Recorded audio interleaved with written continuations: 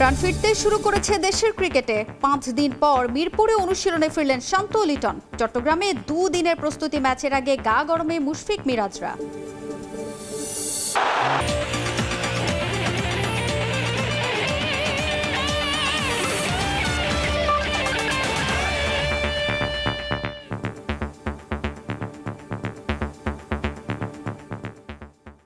কোটা সংস্কার আন্দোলনকে কেন্দ্র করে গেল কয়েকদিনের সহিংসতা বাংলাদেশে অনুষ্ঠেয় নারী বিশ্বকাপে কোনো ধরনের প্রভাব ফেলবে না।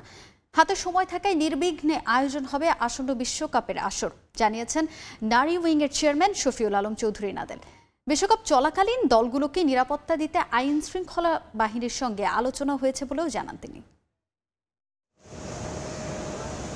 অক্টোবরে বাংলাদেশে বসতে যাচ্ছে নারী টি-20 বিশ্বকাপের নবম আসর।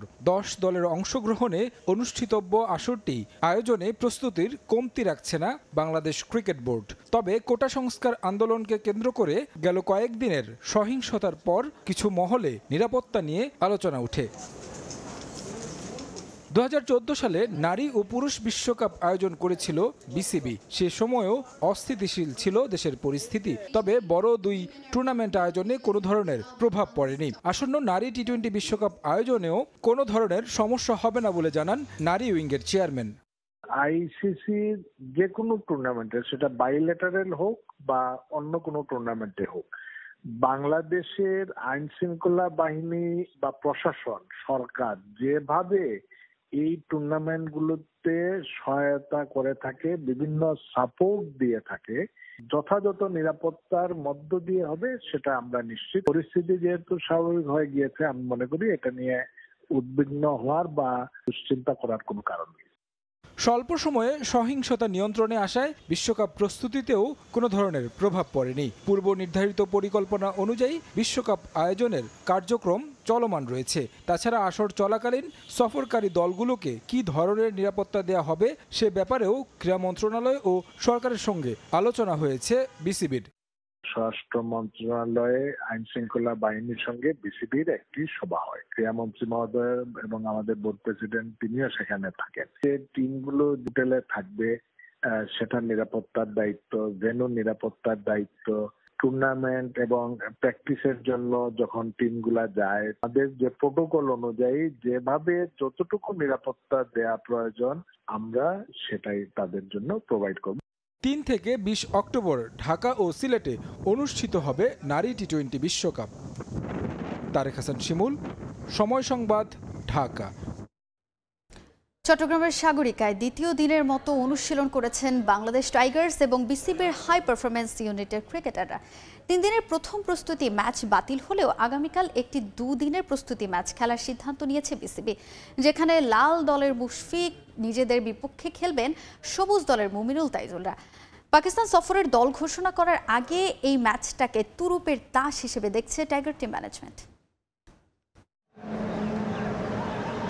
শেষ কবে এভাবে দিনের পর দিন হোটেলবন্দি জীবন কাটিয়েছেন ক্রিকেটাররা নিজেরাই হয়তো ভুলে গেছেন। টানা 5টা দিন কেটেছে জিম, সুইমিং আর টেলিভিশনের পর্দায় চোখ রেখে। পরে মঙ্গলবার জহুর আহমেদ চৌধুরী স্টেডিয়ামে অনুশীলন শুরু করেন ক্রিকেটাররা।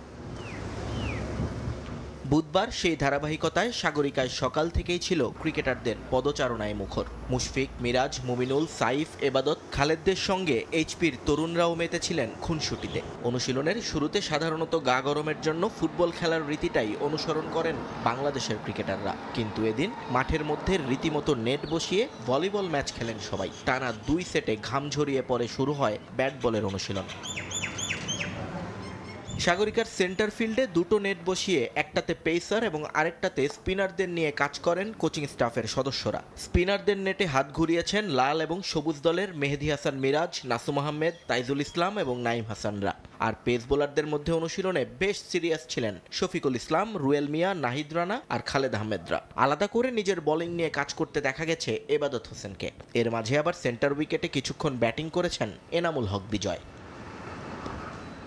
কর্নারের দুটো নেট বরাদ্দ ছিল মূলত ব্যাটারদের জন্য। ধাপে ধাপে সেখানে নিজেদের ঝালাই করে নিয়েছেন দু দলের ব্যাটাররাই। থ্রোয়ারদের পাশাপাশি স্পিনারদেরকেও বোলিং করতে দেখা গেছে সেখানে। এক নেটে মুশফিকুর রহিমের সঙ্গে জুটি বেঁধে ব্যাটিং করেছেন লাল দলের সাইফ হাসান। পাশের নেটেই সবুজ দলের মুমিনুল হকের সঙ্গে ছিলেন কখনো মেহেদী হাসান সোহাগ, কখনো আশিকুর রহমান শিবলি। বল হাতে দুই নেটেই ব্যাটারদের পরীক্ষা নিয়েছেন মিরাজ এবং তাইজুল। কখনো আবার তাদের সঙ্গ দিয়েছেন নাইম হাসান আর নাসুম আহমেদ।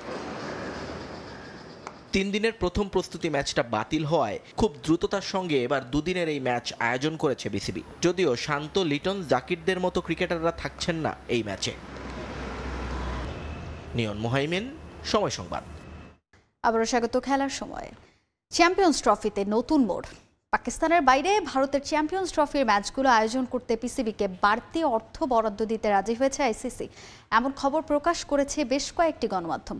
চ্যাম্পিয়ন্স ট্রফি খেলতে পাকিস্তানে ভারত যেতে রাজি না হওয়ায় এ বিষয়ে চূড়ান্ত সিদ্ধান্ত এখন আইসিসির কোর্টে ঠেলে দিয়েছে পিসিবি। শেষ পর্যন্ত হাইব্রিড মডেলের পথেই হাঁটতে যাচ্ছে আইসিসিকে। এদিকে ভারতের নানা নাটকের মাঝেই পাকিস্তানে খেলতে যেতে সম্মতি জানিয়েছে আফগানিস্তান। বিশ্ব ক্রিকেটে ভারত যা চায় শেষ পর্যন্ত তারা তা হাসিল করেই ছাড়ে। বিষয়টা আরও একবার প্রমাণের অপেক্ষায়।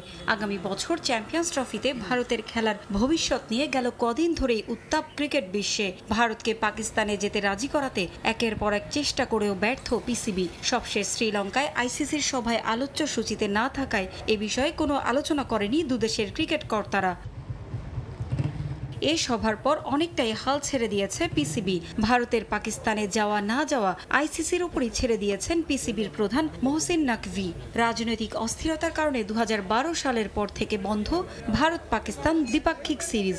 সবশেষ এশিয়া কাপেও ভারতকে রাজি করাতে না পেরে শেষ পর্যন্ত হাইব্রিড মডেলে আসর আয়োজন করে পাকিস্তান। ভারতের ম্যাচ সহ বেশিরভাগ ম্যাচই আয়োজন করতে হয় শ্রীলঙ্কায়। এবারও আশ্বাস দিয়েও শেষ পর্যন্ত পাকিস্তানে না যাওয়ার সিদ্ধান্ত নিয়েছে ভারত। অথচ ভারতের ম্যাচের খসড়া সূচি, ভেন্যু সবকিছু ঠিক করে আইসিসিকে জমাও দিয়েছিল পাকিস্তান। গণমাধ্যমের খবর, ভারতের সুবিধার্থে লাহোরে রাখা হয়েছিল তাদের সব ম্যাচ। এমনকি গাদ্দাফি স্টেডিয়ামের পাশে একটি বিলাসবহুল হোটেল তৈরির প্রক্রিয়াও নাকি শুরু করেছিল পাকিস্তান, যাতে টিম ইন্ডিয়াকে দূরে কোথাও ভ্রমণ করতে না হয়।